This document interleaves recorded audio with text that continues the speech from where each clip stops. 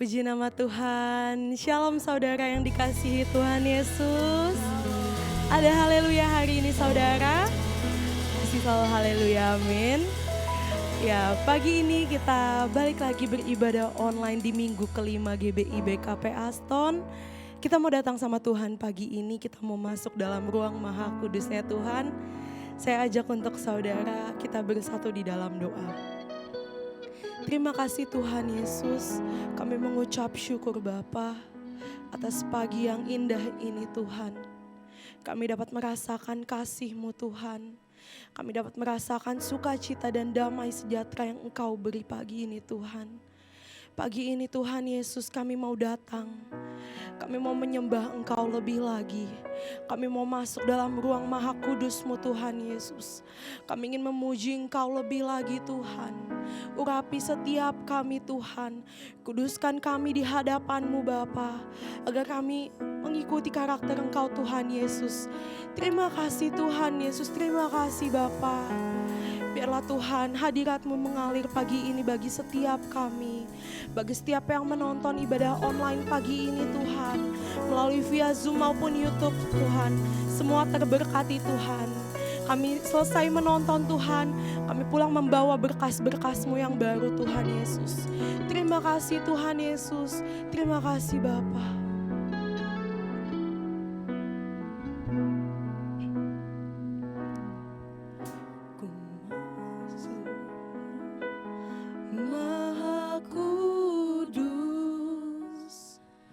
Dengan darah anak domba, ku masuk dengan hati tulus, menyembah yang maha kuasa.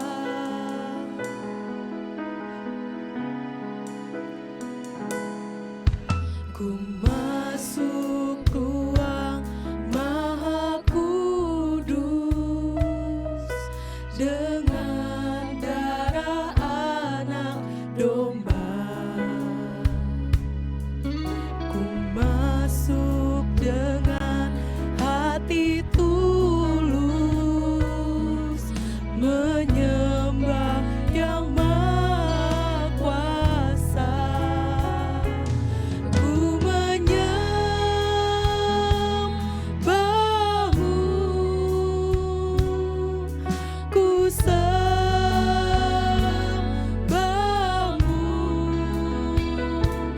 ku menyembah-Mu,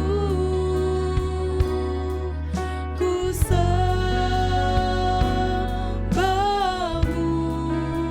sebab nama-Mu kudus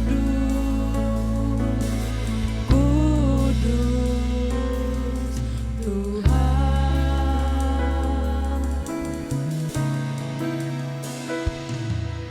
Ku masuk ruang maha kudus dengan darah anak domba.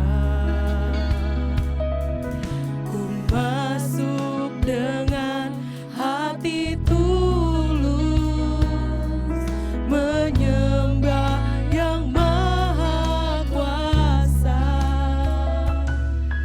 Ku masuk ruang maha kudus dengan darah anak domba. Kami masuk dengan hati kami yang tulus Tuhan Yesus.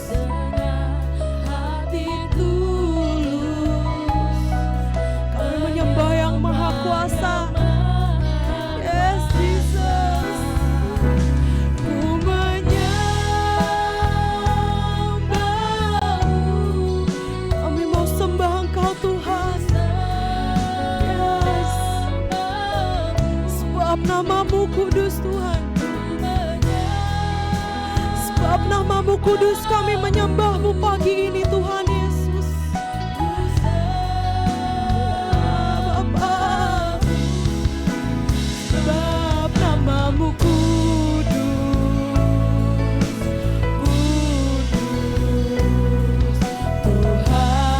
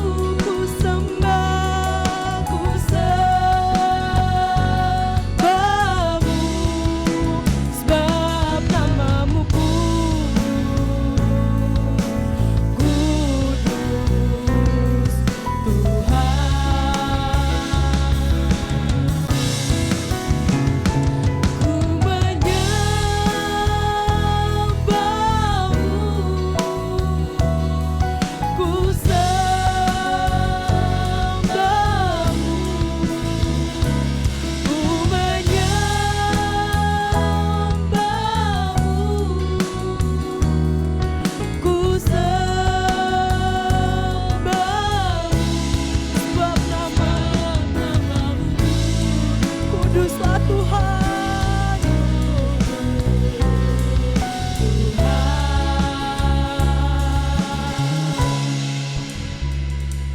Ku menyembahmu,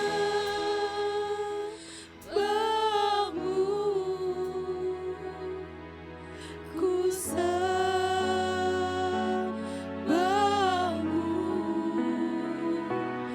ku menyembahmu,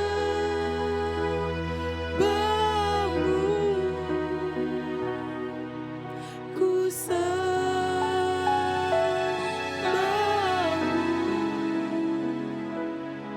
sebab namamu kudus,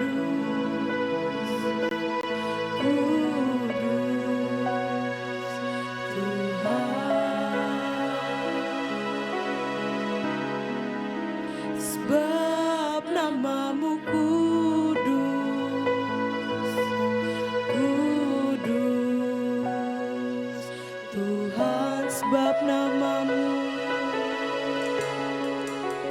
sebab namamu kudus, kudus, Tuhan. Kasih tepuk tangan yang terbaik bagi Tuhan kita. Kasih tepuk tangan yang terbaik bagi Tuhan kita yang kudus. Kasih tepuk tangan yang terbaik bagi Raja kita, Raja di atas segala raja.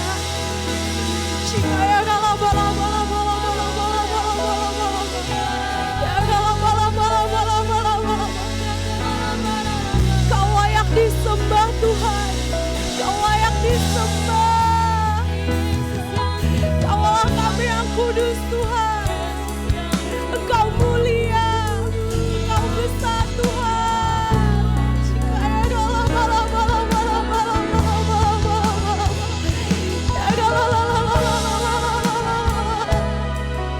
Berikan pujianmu yang terbaik bagi Tuhan.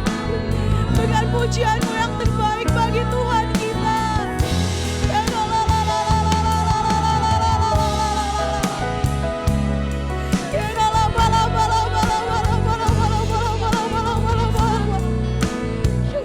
Kau mulia Tuhan.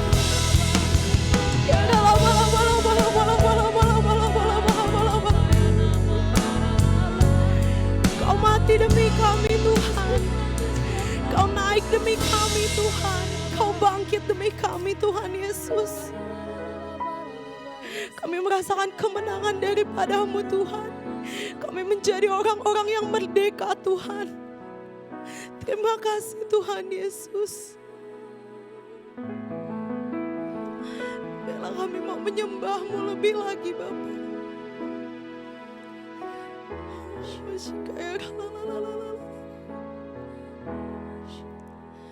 Ku sembah kudus, kudus,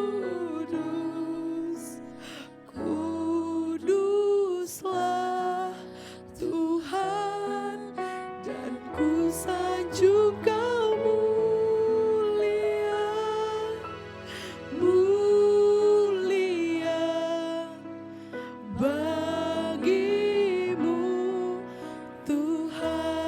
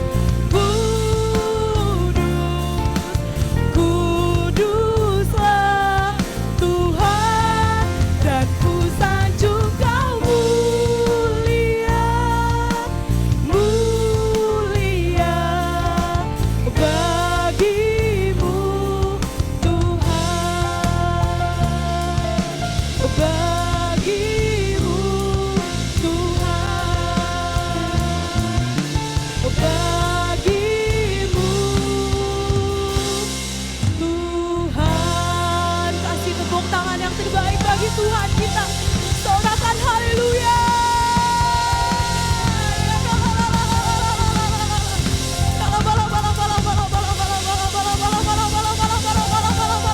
Mari kita berbahasa kau saudara.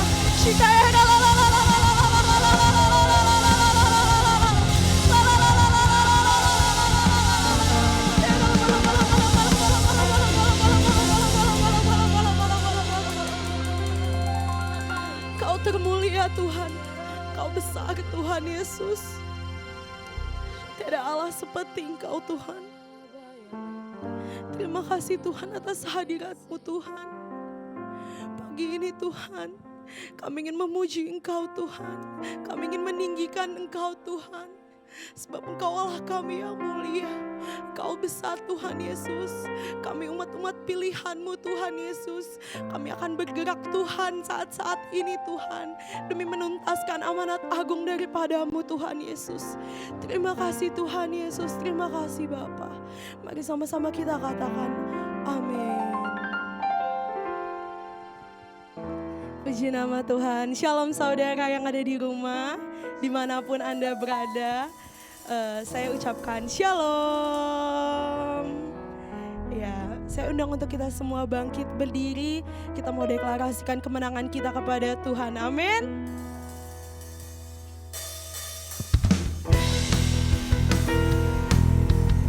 Kita adalah umat-umat pilihan Tuhan. Saudara percaya amin?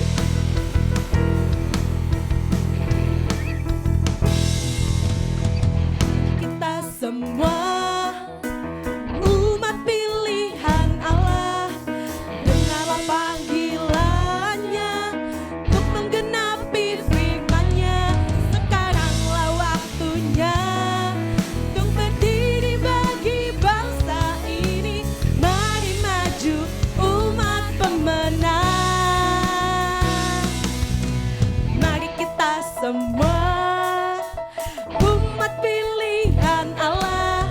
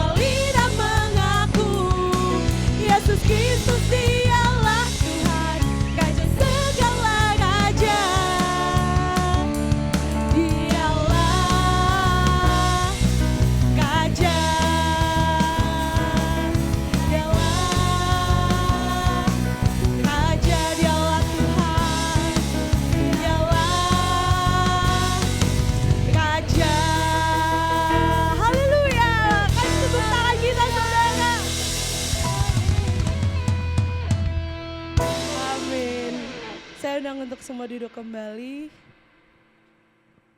Sebentar kita akan menyaksikan Voice of Pentecost.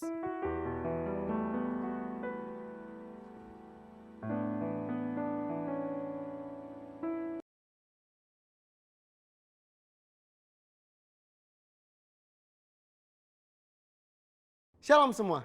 Pada Voice of Pentecost kali ini kita akan membahas mengenai apakah orang yang belum dibaptis Roh Kudus dapat dipakai oleh Tuhan. Bunda Teresa adalah seorang biarawati Katolik Roma yang menggoncang dunia karena pelayanannya terhadap kaum papa yang terpinggirkan karena penyakit kusta, AIDS, dan TBC. Bahkan dunia pun mengakui pelayanannya dengan menyematkan hadiah Nobel Perdamaian di tahun 1979. Martin Luther, seorang reformator gereja yang menggoncang keadaan gereja yang kelam pada masanya. Adapun Billy Graham, seorang penginjil dari Amerika Serikat yang saat mengadakan KKR dapat mengundang jutaan orang. Bahkan beliau dianggap sebagai salah satu pemimpin Kristen paling berpengaruh di abad ke-20 ini. Sejujurnya kita tidak benar-benar tahu dengan jelas apakah para raksasa iman di atas pernah mengalami baptisan Roh Kudus dengan tanda awal berbahasa roh. Sejarah pun tidak pernah mencatatnya. Maka timbullah pertanyaan, mengapa perlu seseorang dibaptis dengan Roh Kudus dengan tanda awal berbahasa roh?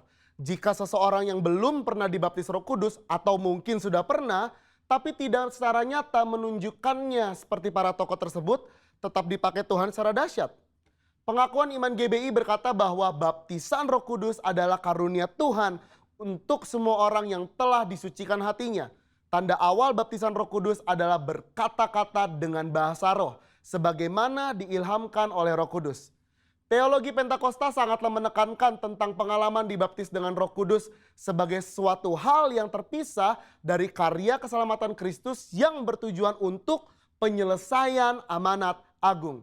Kisah Para Rasul 1 ayat 8 mencatat, tetapi kamu akan menerima kuasa kalau Roh Kudus turun ke atas kamu. Dan kamu akan menjadi saksiku di Yerusalem dan di seluruh Yudea dan Samaria dan sampai ke ujung bumi.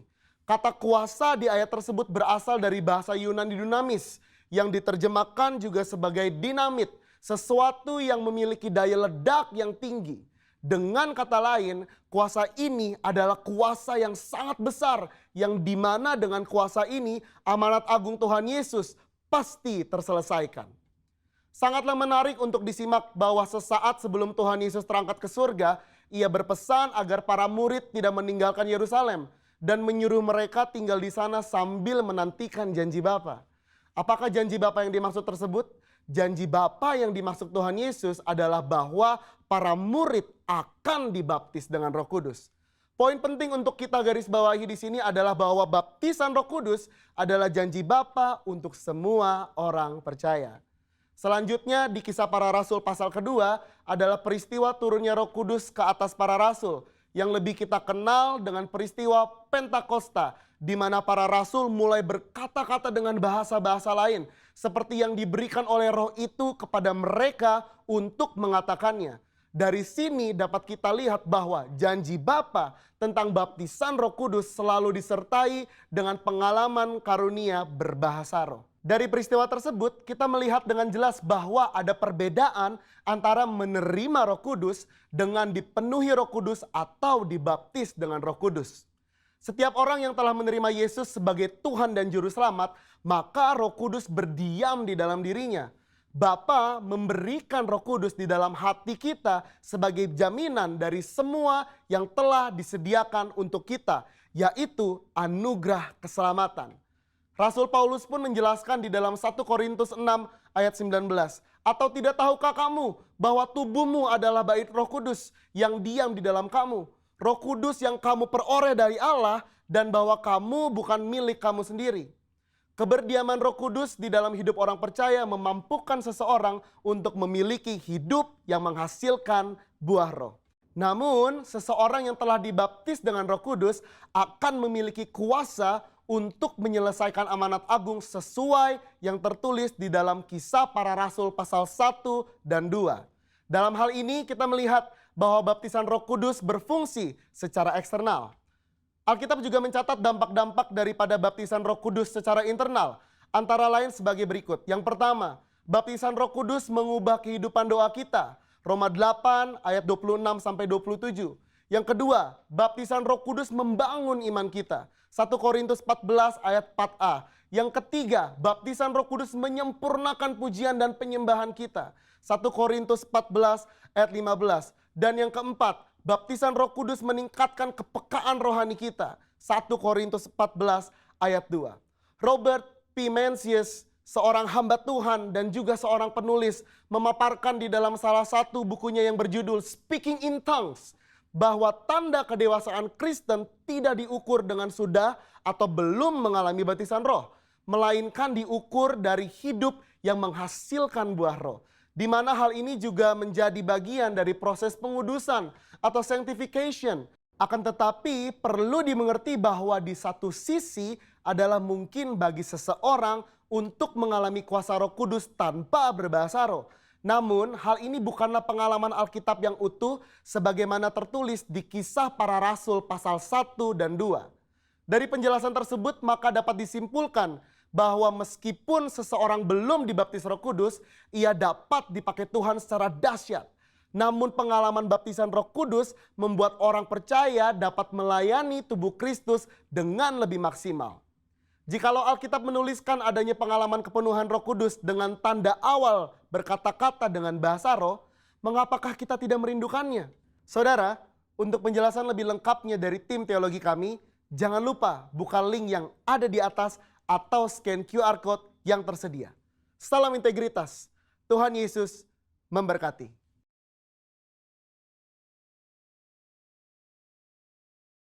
Kita akan masuk ke dalam firman Tuhan pagi ini.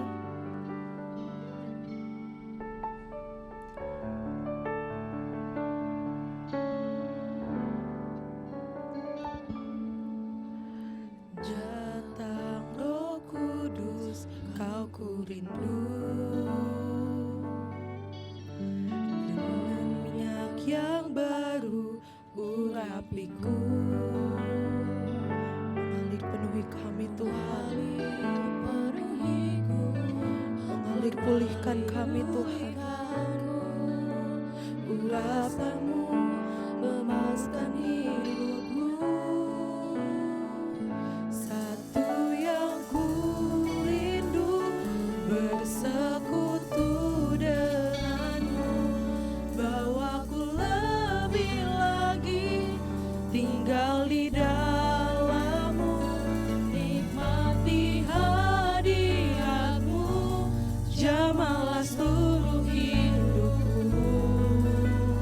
Urapanmu mengubah hidupku. Satu yang ku rindu bersekutu denganmu. Bawaku lebih lagi tinggal di dalammu. Kami mau menikmati hadirat-Mu lebih lagi Tuhan. Melalui setiap kebenaran firman-Mu Tuhan Yesus. Urapan-Mu mengubah hidupku.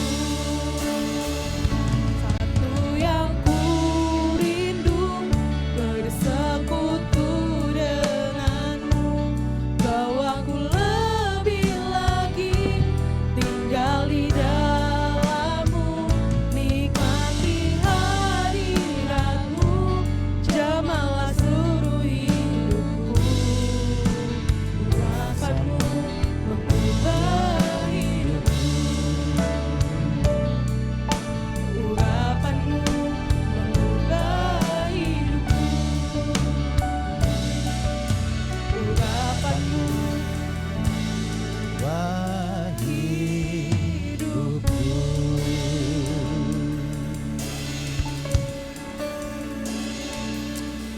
Ini yang menjadi satu kerinduan kami Tuhan, untuk kami selalu dekat kepadamu. Kami rindukan pribadi-Mu Tuhan memenuhi kami. Sebab kami sadar tanpa Engkau Tuhan kami tidak dapat berbuat apa-apa. Kami butuh, kami perlu Engkau terus Tuhan. Kami mau melekat kepadamu. Kami mau dekat padamu Tuhan. Kami mau duduk dekat padamu Tuhan. Kami rindu mendengarkan pesan-pesan-Mu. Kami rindu mendengarkan firman-Mu Tuhan. firman yang boleh menguatkan kami, meneguhkan hidup kami. Terima kasih Tuhan, terima kasih, terima kasih. Kami percaya Tuhan, setiap pujian penyembahan naik kepadamu sebagai dupa yang harum menarik hadirat kuasa Tuhan melawat setiap kami. Dan kami percaya pagi hari ini kami mengambil bagian yang terbaik duduk dekat kaki Tuhan. Sebab kami sudah dipulihkan, kami sudah disembuhkan, kami sudah dibangkitkan, bahkan diberikan roh yang menyala-nyala. Karena Roh Kudus melimpah bagi kami. Terima kasih Tuhan, terima kasih. Kami rindu Tuhan akan pesan firman-Mu pagi hari ini. Memberkati setiap kami, urapi hamba-Mu. Setiap kami yang mendengarkan mengikuti ibadah ini Tuhan, biarlah setiap kami dilawat oleh Tuhan. Firman-Mu mengajar mendidik kami. Bahkan firman-Mu meluruskan setiap motivasi hidup kami. Untuk semakin hari kami dengan segala usaha, daya, upaya, dan mengandalkan Roh Kudus untuk kami semakin disempurnakan oleh kebenaran firman-Mu. Terima kasih Tuhan, berfirmanlah bagi kami. Di dalam nama Yesus kami berdoa dan mengucap syukur, sama-sama katakan amin, amin, amin, amin. Baik. Puji Tuhan, mari saudara kasih dalam Tuhan, kita akan masuk dalam firman Tuhan. Kita buka Alkitab kita di dalam 1 Petrus. Apa yang menjadi pesan firman Tuhan pagi hari ini yang akan saya sampaikan. Mari saudara ikuti dengan sungguh-sungguh ya. Di dalam 1 Petrus 4 ayatnya yang ke-12. 12 sampai dengan ayat ke-16. Ya, 4 ayat saja tapi ini merupakan sebagai intisari dalam satu perikop yang berjudul di sana menderita sebagai Kristen. Ya, harapan saya saudara tidak ya.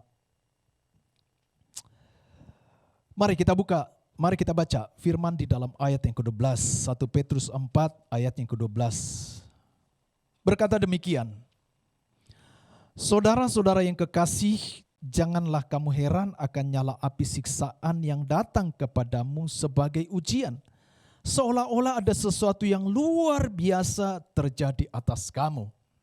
Ya. Ayat 13, sebaliknya bersukacitalah sesuai dengan bagian yang kamu dapat dalam penderitaan Kristus, supaya kamu juga boleh bergembira dan bersukacita pada waktu Ia menyatakan kemuliaannya. Berbahagialah kamu jika kamu dinista karena nama Kristus, sebab roh kemuliaan, yaitu roh Allah ada padamu. 15, janganlah ada di antara kamu yang harus menderita sebagai pembunuh atau pencuri atau penjahat atau pengacau. Tetapi jika ia menderita sebagai orang Kristen, maka janganlah ia malu, melainkan hendaklah ia memuliakan Allah dalam nama Kristus Yesus. Katakan amin. Saudara kasih dalam Tuhan, Alkitab selalu mencatat ada 3 ciri atau ada 3 tingkatan dari orang percaya di dalam Alkitab. Yang pertama ialah kanak-kanak. Kanak-kanak secara rohani mengerti bahwa dosa mereka telah diampuni. Yang kedua adalah anak atau orang-orang muda, adalah orang-orang yang kuat, orang-orang yang memperkaya diri dengan firman Tuhan untuk mengalahkan si jahat. Dan yang ketiga adalah bapak-bapak. Bapak-bapak adalah mereka yang memiliki pengenalan yang intim terhadap Allah. Saudaraku, pada posisi di manakah kita hari ini? Saudara kasih dalam Tuhan, sebab hal ini penting supaya apa? Supaya kita dapat menyikapi perjalanan kehidupan kita dengan sikap yang benar. Sekali lagi, dengan sikap yang benar. Kita tahu bahwa khususnya di dalam 2 tahun belakang ini sampai dengan saat ini, di mana kondisi keadaan yang mengkhawatirkan, keadaan yang mencemaskan dan menakutkan bagi banyak orang di belahan dunia ini. Sehingga penting kita menyadari dan mengerti, mengetahui ada pada posisi mana kita saat ini. Apakah kita hanya sekedar mengetahui bahwa kita hanya mengerti, memahami bahwa kita telah memperoleh pengampunan dosa? Ataukah sebagai orang muda yang merindukan dan memiliki satu kekuatan untuk memperkaya hidup dengan firman dalam rangka untuk menaklukkan, mengalahkan si jahat? Ataukah kita sudah masuk dalam tahap yang namanya bahwa kita telah memiliki pengenalan yang intim terhadap Allah? Saudara kasih dalam Tuhan, kita akan belajar dari kisah perjalanan pelayanan daripada Rasul Petrus. Siapakah Rasul Petrus ini, saudara kasih dalam Tuhan? Sebab ayat firman Tuhan yang kita baca ini adalah surat yang dibuat oleh Petrus oleh karena ilham Roh Kudus. Kita tahu bahwa Petrus, kalau kita baca latar belakang, Petrus adalah seorang yang memiliki emosi yang tidak konsisten, emosi yang berapi-api. Dan Petrus juga adalah orang yang dituakan dari para rasul yang lain. Dan Petrus memiliki semangat, gairah yang berkobar-kobar. Akan tetapi satu saat dikisahkan di dalam Alkitab, di dalam Injil Yohanes 16, bagaimana pada saat itu dikatakan Yesus sebelum dia meninggalkan para murid dan dia berpesan kepada mereka ketika mereka sedang berkumpul, dan Yesus bilang gini kepada para murid, dengar ya, saya harus pergi ke Yerusalem untuk mengalami penderitaan, aniaya dari orang-orang tua, ahli Taurat, para imam-imam kepala. Dan akan mati. Pada hari yang ketiga akan bangkit. Saudaraku, ketika Petrus mendengar hal ini, kemudian dia berinisiatif, dia menarik Yesus ke samping dan berkata, Guru, janganlah sekali-kali ini terjadi atasmu. Janganlah Allah biarkan ini terjadi atasmu. Tapi apa yang Yesus katakan kepada Petrus? Yesus bilang gini sama Petrus, enyahlah iblis, sebab engkau tidak memikirkan apa yang Allah pikirkan. Saudara, kalau kita telaah dengan cara pandang manusia kita, maka perkataan Yesus kepada Petrus ini adalah sesuatu sesungguhnya hal yang wajar. Kenapa? Sebab sebagai seorang guru, sebagai seorang ataupun pimpinan atau seorang yang selalu bersama-sama dengan mereka dan kemudian dia membela adalah sesuatu hal yang wajar. Akan tetapi ternyata hal ini di mata dan dipandang daripada Yesus adalah sesuatu hal yang akan menggagalkan satu konsep, itu rencana Allah bagi keselamatan manusia. Sehingga Yesus katakan, enyahlah iblis. Dengar baik. Iblis itu enggak mau orang diselamatkan. Saudaraku, tadi malam istri saya cerita begini. Ketika mereka adalah satu grup di dalam para alumni SMA mereka dari Jambi. Dan kemudian ada seorang yang tidak seiman dengan kita, dan dia punya kerinduan untuk berdoa buat rekan teman mereka yang sakit. Dan kemudian istri saya tentunya kita tahu ya menangkap ini satu kesempatan untuk mengambil bagian berdoa bagi siapapun, baik itu yang Buddha, baik itu yang Muslim ataupun mereka-mereka yang tidak percaya kepada Kristus. Dan kemudian suruh kasih dalam Tuhan dibentuklah grup, dan kemudian beberapa di antara mereka setuju untuk melakukan dan untuk berdoa. Sebetulnya kemarin mereka harus lakukan itu, akan tetapi karena beberapa di antara mereka mungkin mereka memperoleh masukan-masukan yang tidak benar, sehingga pada akhirnya beberapa di antara mereka yang tadinya sudah setuju, mereka mengundurkan diri. Dan tinggal hanya beberapa orang dari orang Katolik dan kemudian satu yang dari Muslim dan kemudian beberapa yang Kristen ini mereka setuju dan akan melakukannya dalam minggu depan. Dan istri saya bilang gini, ketika beberapa di antara mereka telah setuju pada akhirnya mereka mengundurkan diri. Kemudian bilang gini, kenapa pada mundur ya? Ada apa ya? Dan istri saya bilang gini, tahu enggak? Kita kan berdoa dan doa adalah sesuatu yang baik. Dan kita berdoa bagi rekan teman kita di dalam kesusahan, dalam sakit penyakit supaya mereka dipulihkan. Tahu enggak? Yang menghendaki supaya tidak terjadinya pemulihan dan kesembuhan dan pertobatan, siapa?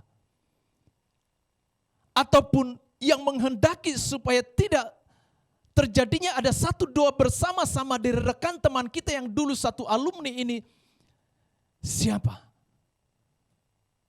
Yang tidak menghendaki terjadi sesuatu kebaikan dan pemulihan adalah iblis. Maka istri saya bilang, kita harus tetap berjalan. Sebab kenapa? Kalau tidak, iblis akan menang. Saudara kasih dalam Tuhan, kadangkala cara konsep pandang manusia hanya melihat di depan dan tidak melihat apa yang akan terjadi ke depan. Itu sebabnya pagi hari ini saudara kasih dalam Tuhan kita belajar dari kisah bagaimana pada akhirnya Rasul Petrus dari pengalaman ini dia menulis surat di dalam 1 Petrus 4 ini berbicara tentang menderita sebagai Kristen. Sebab ketika di dalam perjalanan pengalaman rohani bersama dengan Yesus, dia ditegur keras oleh Yesus. Ketika seakan bahwa secara manusia, bahwa dia hanya memikirkan secara daging manusia untuk menghindari dari yang namanya penderitaan. Akan tetapi sesungguhnya bahwa penderitaan adalah sesuatu hal juga yang Tuhan boleh izinkan dalam rangka untuk membangun iman percaya setiap orang percaya. Katakan amin. Saudara kasih dalam Tuhan. Saya akan lanjutkan. Pertanyaannya, apakah yang salah dari perkataan Petrus? Bukankah satu kewajaran apabila seorang murid berusaha untuk melindungi guru atau pimpinan? Dan dari kisah ini membuktikan saudara kasih dalam Tuhan bahwa Petrus pada sebelum masuk pada tahap yang namanya mengerti dan memiliki satu pengalaman yang intim dan mengerti rencana dan bahkan apa yang menjadi tujuan kehadiran Yesus ada di atas muka bumi ini. Dan Yesus mengajar mereka untuk memberitakan pemulihan, kesembuhan, bahkan keselamatan bagi umat manusia. Saudara kasih dalam Tuhan, sehingga setelah Yesus meninggalkan para murid dan Yesus naik ke sorga, Roh Kudus dicurahkan, dan apa yang terjadi? Petrus dengan konsep cara berpikir yang sebelum yang belum diubahkan, ketika Roh Kudus melawat mereka di upper room, Alkitab katakan pada saat ini ada satu kuasa yang luar biasa terjadi kepada mereka. Sehingga mereka yang memiliki sehingga mereka yang tadinya mereka di dalam kekhawatiran, ketakutan karena kehilangan sosok guru, pada akhirnya mereka punya roh keberanian, bahkan mereka melayani, dan bahkan juga Alkitab katakan dalam beberapa menit, Petrus berkhotbah, banyak jiwa yang bertobat terima Yesus sebagai Mesias Tuhan dan Juru Selamat hidup mereka. Ini adalah satu konsep pemikiran yang telah diubahkan. Itu sebabnya saudara kasih dalam Tuhan, jika kita belum lama ini merayakan yang namanya pencurahan Roh Kudus, dengar baik, kegerakan terjadinya pertobatan jiwa, bukan karena kekuatan akal pikiran dan pemahaman tentang Alkitab yang sedemikian rupa. Akan tetapi karena ada satu kuasa yang luar biasa melawat para murid. Dan saya percaya, dan kuasa ini juga ketika saudara dan saya aktifkan, maka paradigma dan cara berpikir kita diubahkan. Sehingga kita tidak berpikir kepada ego manusia diri kita sendiri, akan tetapi memikirkan apa yang Tuhan kehendaki. Katakan amin. Saudara kasih dalam Tuhan, kita lihat. Minimal ada 3 hal yang saya catat dari penderitaan atau menderita sebagai Kristen yang Rasul Petrus sampaikan di dalam 1 Petrus 4 ini. Yang pertama, di dalam ayat 13 kita baca, dari ayat 12 kita baca kembali. Saudara-saudara yang kekasih, janganlah kamu heran akan nyala api siksaan yang datang kepadamu sebagai ujian, seolah-olah ada sesuatu yang luar biasa terjadi atas kamu. Ayat 13, sebaliknya bersukacitalah sesuai dengan bagian yang kamu dapat dalam penderitaan Kristus, supaya kamu juga boleh bergembira dan bersukacita pada waktu Ia menyatakan kemuliaannya. Yang pertama, dikatakan ataupun diperintahkan melalui satu perikop ini, yang pertama, yaitu bersukacitalah di dalam penderitaan. Ini seakan bertolak belakang dengan apa yang menjadi ekspektasi pengharapan manusia. Betul? Akan tetapi kita akan lihat, saudara kasih dalam Tuhan, kita pasti pernah dengar yang namanya peribahasa sengsara yang membawa nikmat. Betul? Sengsara yang membawa nikmat. Saudara, artinya mereka yang awalnya hidup penuh dengan penderitaan, dan kemudian mereka lalu bangkit dan mereka meninggalkan penderitaan itu oleh karena apa? Oleh karena mereka menyadari secara penuh dengan satu kerendahan hati mereka, menyadari bahwa setiap proses perjalanan hidup, penderitaan ataupun aniaya yang mereka alami, mereka harus tanggung dan pikul. Seperti yang Rasul Paulus katakan bahwa justru di dalam kelemahan kita lah, di dalam kelemahanlah kuasa Tuhan nyata bagi setiap kita. Di dalam penderitaan yang kita alami, ini akan membawa kita masuk kepada pemahaman yang jauh lebih besar akan kasih karunia Tuhan yang akan dilimpahkan bagi saudara dan saya. Bukan sekedar penderitaan kita alami ini, akan tetapi kelak kita akan memperoleh mahkota kemuliaan dari Kristus Yesus ketika kita tetap terus dengan setia dan taat mempertahankan iman kita, maka di balik proses itu ada satu yang luar biasa yang Tuhan akan limpahkan bagi saudara. Katakan amin. Berikan tepuk tangan bagi Tuhan. Saudara kasih dalam Tuhan, permasalahan yang terbesar dari seseorang bukan karena tidak mampu melewati yang namanya penderitaan, akan tetapi karena berat hati menjalani proses penderitaan itu. Itu sebabnya apapun keadaan kondisi yang saudara yang kita alami hari-hari ini, ya, situasi kondisi di luar boleh membuat satu ketakutan, akan tetapi dengar baik, roh yang Tuhan berikan bagi saudara adalah bukan roh yang penakut, tapi roh yang Tuhan berikan bagi saudara dan saya, roh yang perkasa, yang luar biasa. Katakan amin.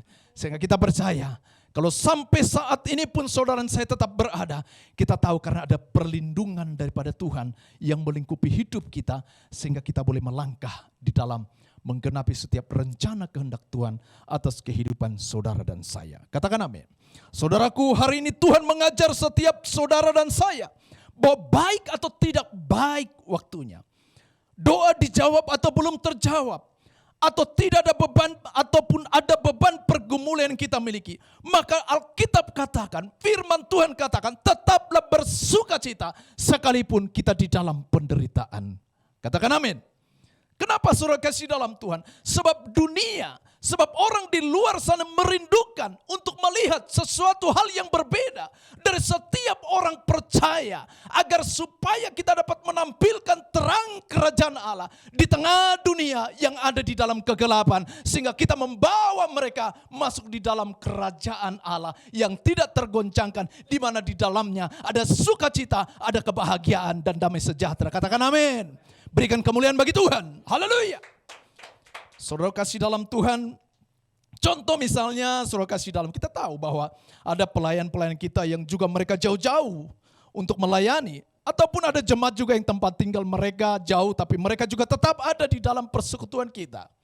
Atau mungkin juga karena di dalam persekutuan terkadang banyak hal juga membuat satu gesekan sana sini saudara kasih dalam Tuhan. Ataupun perkataan-perkataan yang mungkin membuat melemahkan, yang sifatnya tidak membangun. Akan tetapi dengar baik saudara kasih dalam Tuhan, jika kita terima dengan satu kerendahan hati dan menganggap ini adalah satu proses perjalanan kehidupan rohani kita untuk memperkaya kita, untuk membuat kita semakin kuat dan tangguh, maka saya percaya ketika kita dengan setia dan taat terus, maka saya percaya janji Tuhan, kehidupan saudara dan saya akan dikuatkan, dilepaskan dari penderitaan aniaya tersebut, dan kita akan mengalami keberkatan Tuhan. Katakan amin. Berikan tepuk tangan bagi Tuhan Yesus. Haleluya. Yang kedua, saudara kasih dalam Tuhan, apa yang diperintahkan oleh firman Tuhan di dalam kita melihat, berbicara tentang penderitaan menderita sebagai Kristen. Yang kedua di dalam ayat 14 berkata demikian. Berbahagialah kamu jikalau kamu dinista karena nama Kristus. Sebab roh kemuliaan, yaitu roh Allah ada padamu. Katakan amin. Yang kedua yaitu berbahagialah apabila dinista. Saudara kasih dalam Tuhan, di dalam kisah para rasul 5, kisah bagaimana pada saat itu Petrus dan juga para murid yang lain, satu keberanian yang mereka miliki memberitakan Yesus Kristus adalah Mesias, bahwa Dia yang telah dibunuh oleh bangsa Yahudi, disalibkan, tapi pada hari ketiga Dia bangkit dan hidup untuk membawa keselamatan para manusia. Dan pada saat itu mereka masuk di dalam satu pengadilan mahkamah agama. Dan pada akhirnya mereka dilepaskan karena tidak diketemukan satu kesalahan, bahkan ada satu ketakutan justru dari mereka. Sebab mereka katakan, bukankah mereka ini hanya sebagai nelayan? Tapi kok bagaimana mereka sedemikian rupa? Bagaimana mereka mengubahkan orang-orang yang tadinya tidak percaya kepada bahwa Yesus adalah Mesias. Namun oleh karena pengajaran yang mereka lakukan, hikmat dari manakah ini? Kalau dari dunia tidak akan mungkin terjadi seperti ini. Tapi kalau itu dari Allah, maka ini akan terus berlanjut. Sebabnya lepaskanlah mereka. Dan pada akhirnya para murid dilepaskan. Saudara kasih dalam Tuhan. Saudara kasih dalam Tuhan, saya mau katakan begini. Kita tidak dapat mengontrol orang lain. Atau apa yang dunia tuduhkan kepada kita. Akan tetapi kita dapat menguasai diri kita. Akan tetapi kita dapat menguasai diri kita untuk tetap bersikap benar sehingga tidak terpengaruh oleh tuduhan orang lain yang dapat mencuri bahagia, sukacita, dan kegembiraan kita. Saudara kasih dalam Tuhan,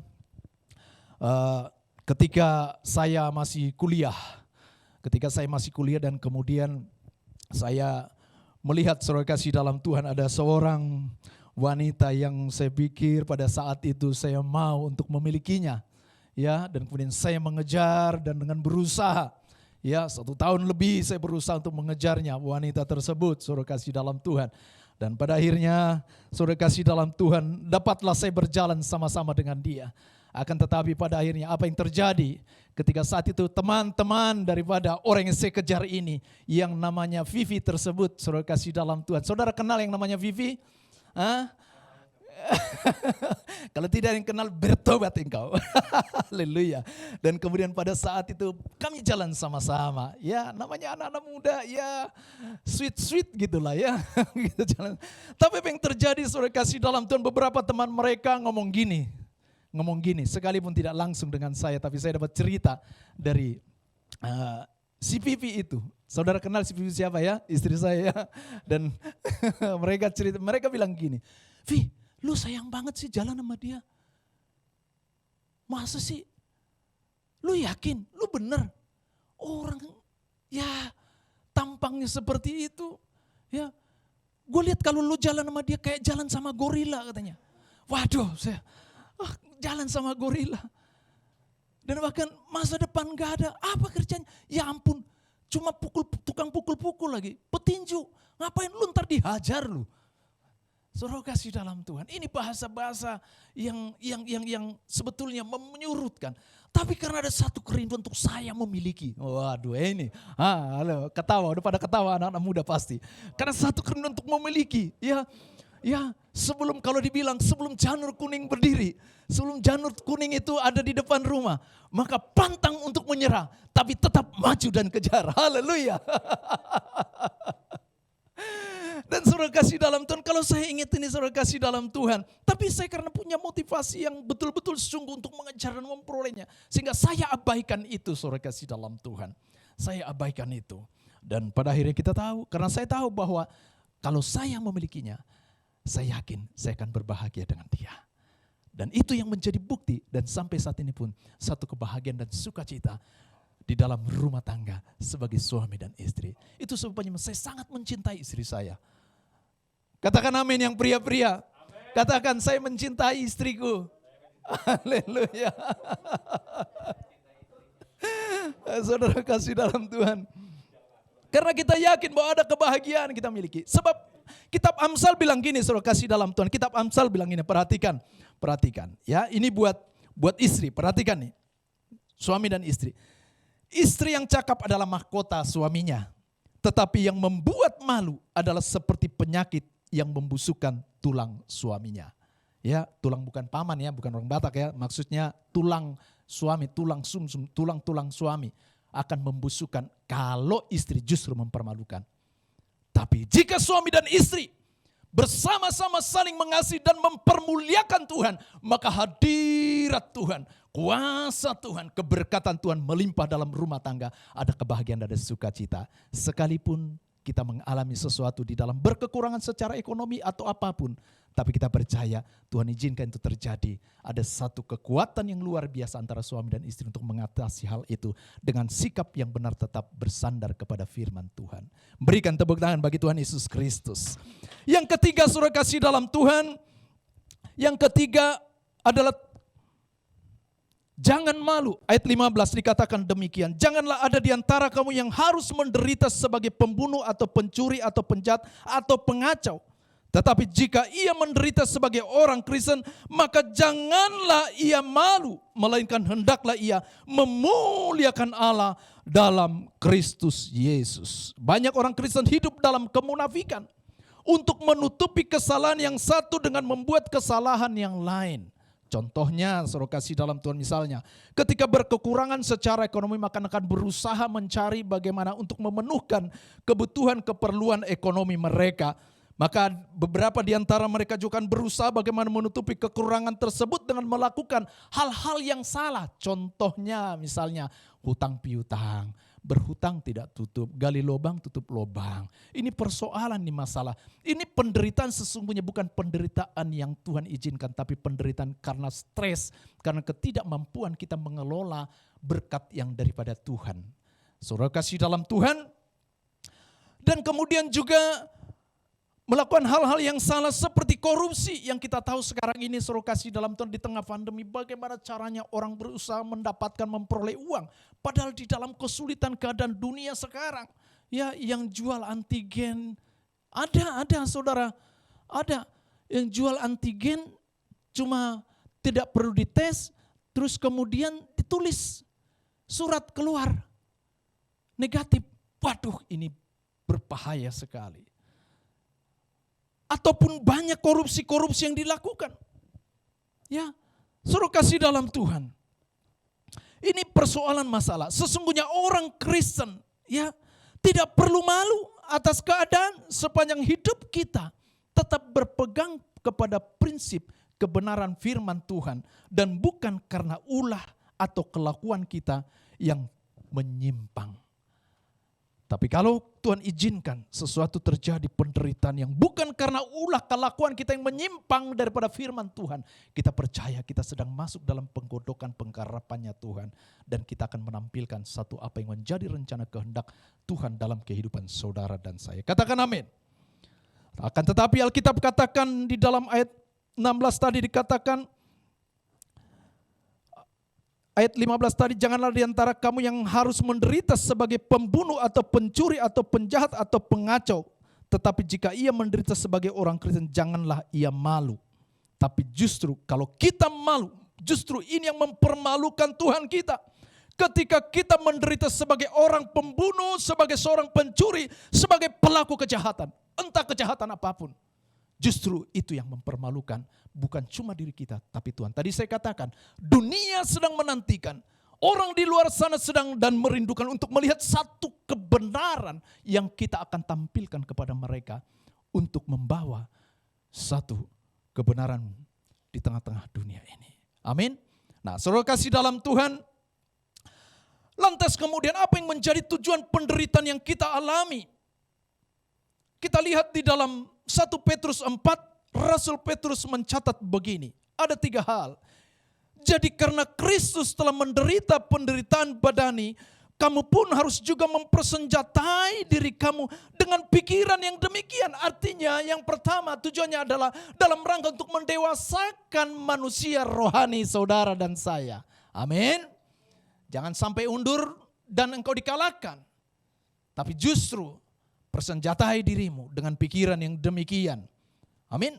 Yang kedua adalah supaya supaya dikatakan demikian karena barang siapa yang telah menderita penderitaan badani, ia telah berhenti berbuat dosa supaya tidak berbuat dosa.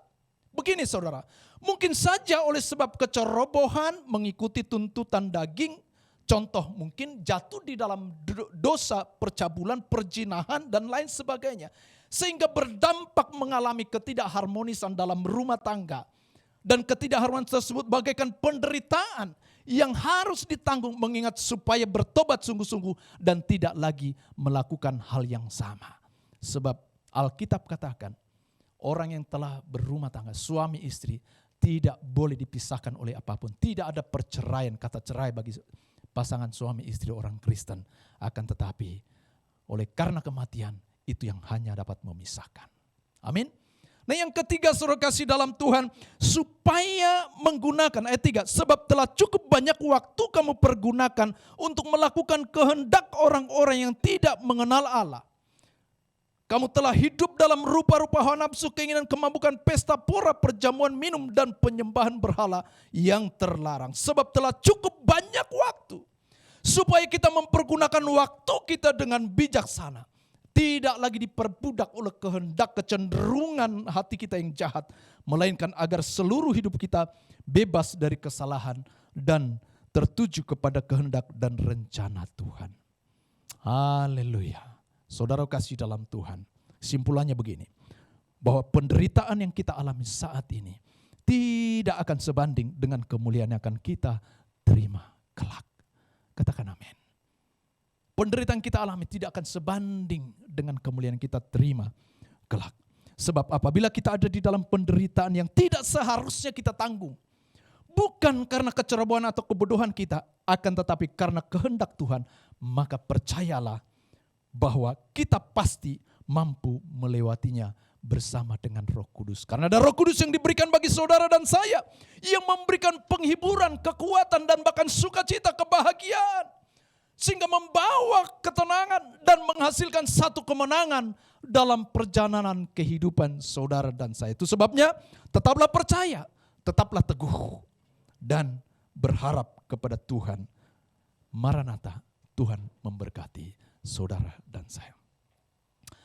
Walau 1000 orang rebah di siku, 10.000 ananku, aku tidak akan goyah. Oh, terima kasih Tuhan buat firman-Mu pagi hari ini. Saudara kasih dalam Tuhan, dan biarlah pesan firman Tuhan pagi hari ini memberkati saudara, jemaat, pelayan, dan siapapun saudara yang mengikuti ibadah pagi hari ini. Mari, saya jemput saudara kita bangkit berdiri sebelum saya tutup di dalam doa. Walau 1000 rebah di sisiku, Kau tetaplah Allah penolongku. Walau 10.000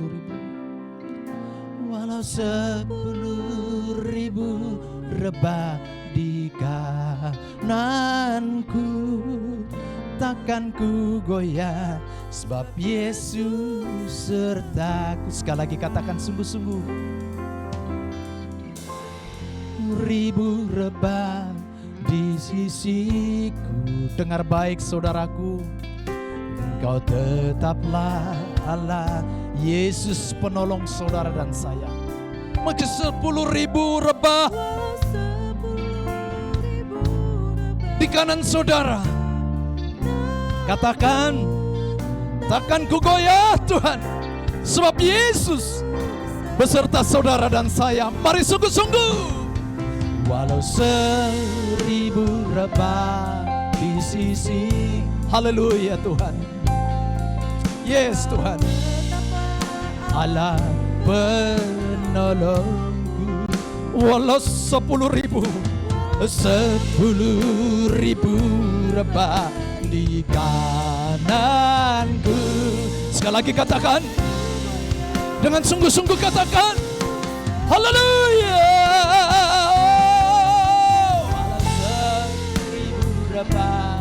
Di sisiku, Kau tetaplah Allah penolongku. Walau 10.000 rebah di kananku, takkan ku goyah, sebab Yesus sertaku. Biar keyboard saja. Bapa di surga, kami bersyukur pagi hari ini. Perintah firman-Mu telah mengajar setiap kami pagi ini Tuhan. Apapun penderitaan yang kami alami, kami harus tetap dapat mengucap syukur di dalamnya. Kami harus tetap bersuka cita di dalamnya. Sebab kami tahu Tuhan, kami tidak tinggal di dalam kerajaan dunia ini, tapi kami tinggal di dalam kerajaan yang tidak tergoncangkan, di mana di sana ada sukacita, ada kebahagiaan. Kami sadar, kami tahu Tuhan, penderitaan yang kami alami ini adalah penderitaan yang sementara. Meski kami harus alami Tuhan, kami harus menerima dengan kerendahan hati kami. Dan kami akan menyikapi dengan perspektif Allah. Untuk kami tetap bersandar kepada firman-Mu. Kami tidak menyimpang daripada firman-Mu Tuhan. Tapi firman-Mu lah yang terus meluruskan hati kami. Menyempurnakan kehidupan kami agar supaya kami bertindak seturut rencana kehendak Tuhan. Kalaupun kami alami penderitaan hari ini Tuhan, oleh karena kecerobohan kami, pagi ini kami mohon ampun Tuhan. Pagi hari ini kami mohon ampun kepadamu. Kami dibukakan pagi hari ini Tuhan, bahwa penderitaan yang kami alami bukan karena kejahatan, supaya kami tidak melakukan kejahatan dan perbuatan menyakitkan hati Tuhan, yang mempermalukan Tuhan. Justru kami mau memuliakan nama Tuhan. Itu sebabnya kami minta Roh Kudus jangan pernah tinggalkan kami. Suruh kasih dalam Tuhan, mari minta, aktifkan terus, serukan kepada Dia. Roh Kudus penuhi kami. Roh Kudus Engkau penuhi setiap jemaat-Mu. Roh Kudus setiap mereka yang mengikuti ibadah ini dilawat oleh Roh Kudus. Bagaimana ketika 2000 tahun yang lalu para murid ketika mereka dipenuhi oleh Roh Kudus, ada kuasa yang diberikan bagi mereka sehingga mereka cakap dan mereka melakukan. Oleh karena otoritas kuasa yang telah Tuhan berikan bagi mereka, sehingga ketika mereka mengalami aniaya, mereka dinisa, mereka dihajar, mereka dibunuh, tapi mereka tetap teguh di dalam iman percaya mereka. Terima kasih Bapa, biarlah ini yang kami lakukan dalam kehidupan kami Tuhan. Sebab kami tahu proses yang kami alami, kami harus jalani dengan cara yang benar. Dan di dalamnya Tuhan, Engkau pasti memberkati kami. Terima kasih Bapa, segala puji syukur hormat kami bagi Kristus Yesus Tuhan kami. Mari kita yang telah diberkati, kita sama-sama katakan amin, amin, amin, amin, amin. Baik, Tuhan Yesus memberkati. Kita akan dengarkan pengumuman kita.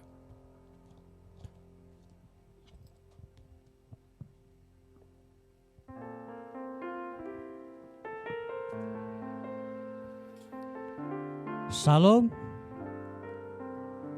saudaraku yang dikasihi Tuhan, yang di rumah-rumah, baik pun di mana saudara berada, yang saat ini tetap setia mengikuti ibadah online.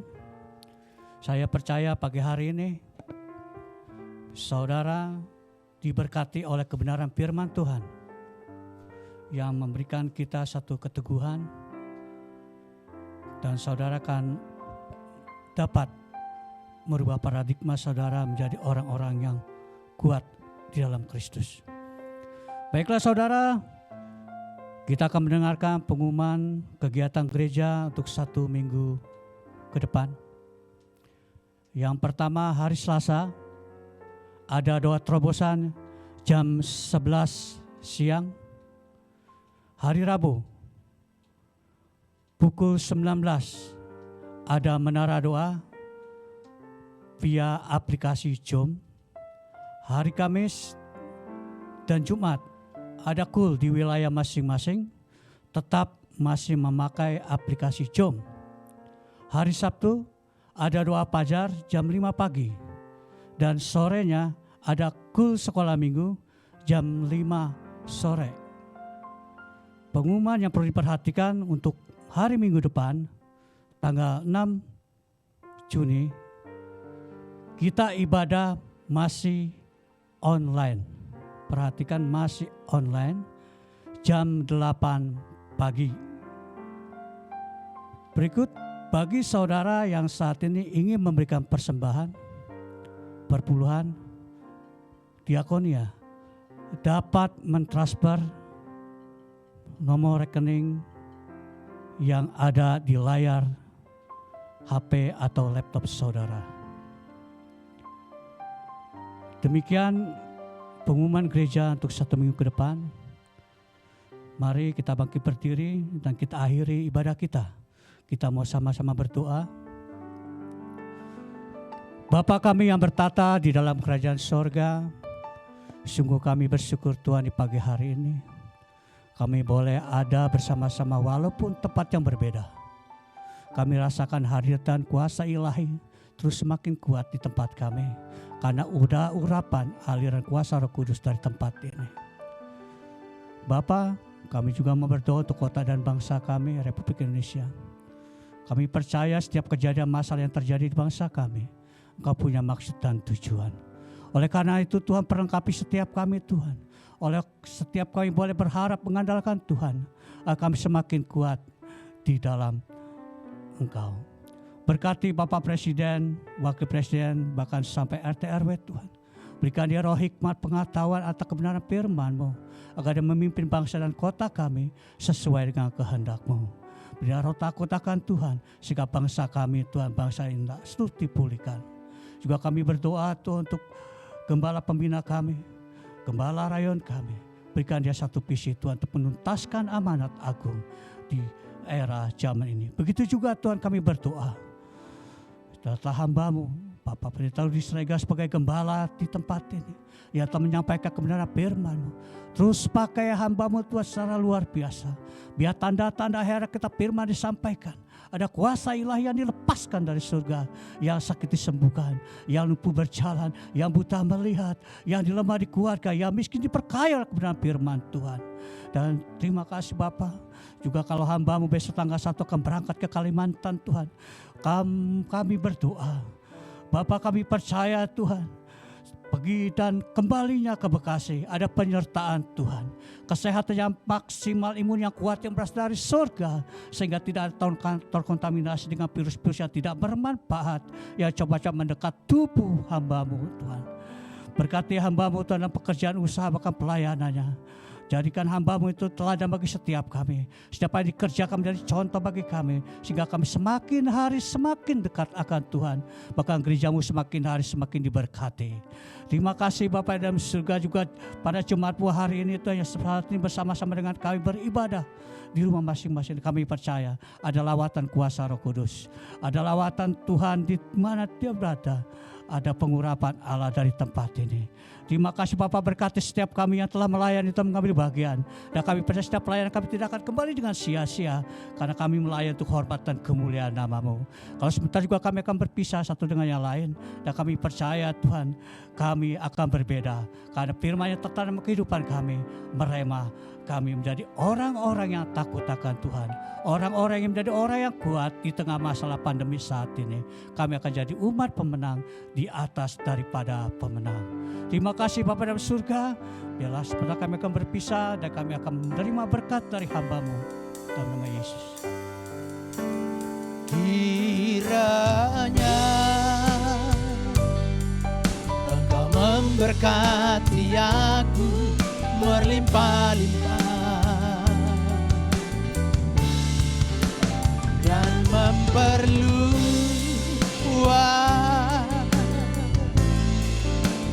daerahku.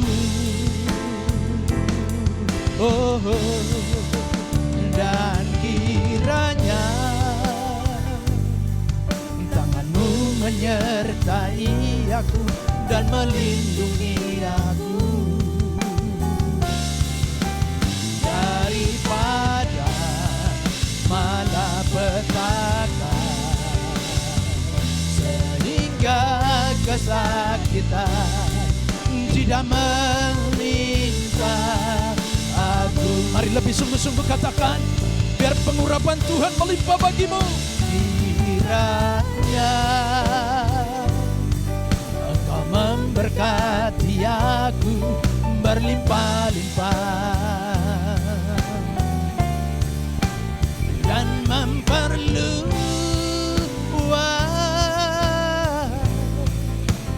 daerahku. Dan kiranya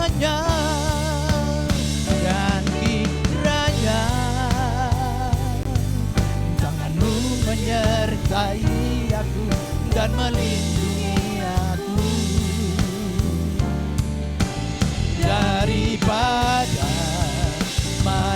petaka, sehingga kesakitan tidak menimpa aku, sehingga kesakitan tidak menimpa aku, sehingga kesakitan tidak menimpa aku.